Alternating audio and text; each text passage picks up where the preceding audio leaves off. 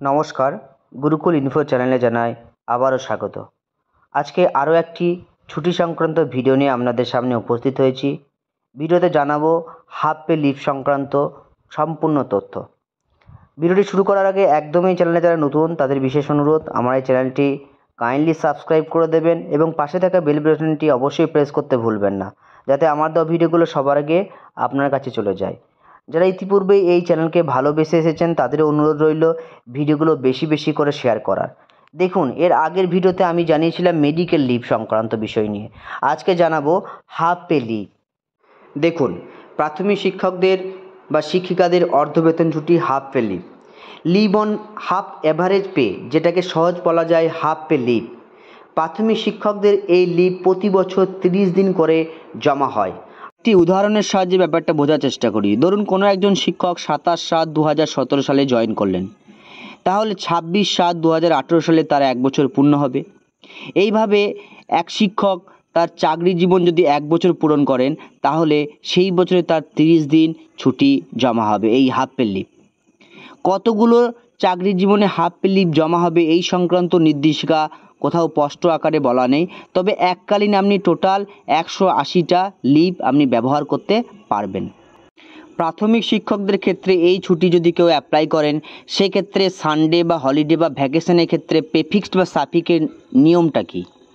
অর্থাৎ কোনো শিক্ষক যদি ছুটি নেওয়ার পূর্বের দিন বা পরের দিন ছুটি থাকে, তাহলে সেই প্রেফিক্স সাফিক্সের যে সানডে, হলিডে বা ভ্যাকেশন ছুটি, সেগুলো কিন্তু এই অর্ধবেতন ছুটির সময়কালে জমা হয় না। কিন্তু ছুটির মধ্যকালীনে যদি কোনো রবিবার বা অন্য কোনো যে কোনো ধরনের ছুটি বা থেকে থাকে, তাহলে কিন্তু সেটা আপনার এই হাফ পে লিভে কাউন্ট হবে।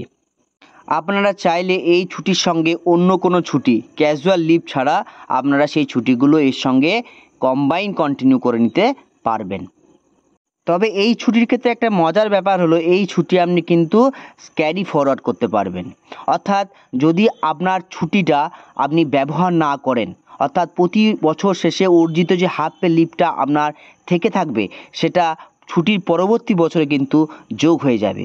ক্যাজুয়াল লিভের মতো কিন্তু এই লিভটা একদম ওই বছরেই শেষ হয়ে যায় না।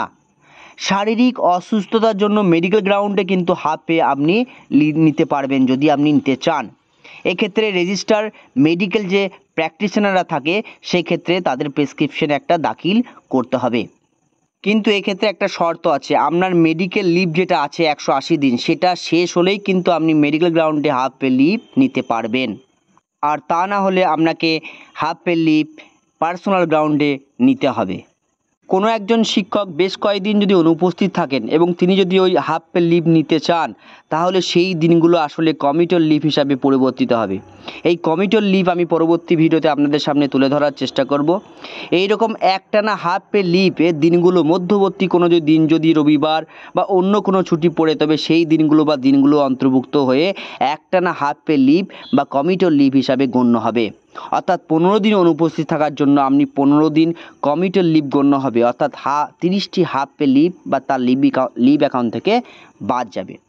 যাই হোক, ভিডিওতে আজকে এইটুকুই তথ্য আপনাদের সামনে তুলে ধরার চেষ্টা করলাম। ভিডিওটি ভালো লেগে থাকলে আরেকবার শেয়ার করার অনুরোধ রইল এবং চ্যানেলটি অবশ্যই ফলো করে রাখবেন। আমি পরবর্তী ভিডিওতে কমিউটার লিভ সম্পর্কে তথ্য শেয়ার করার চেষ্টা করব। ধন্যবাদ, ভালো থাকবেন, সুস্থ থাকবেন।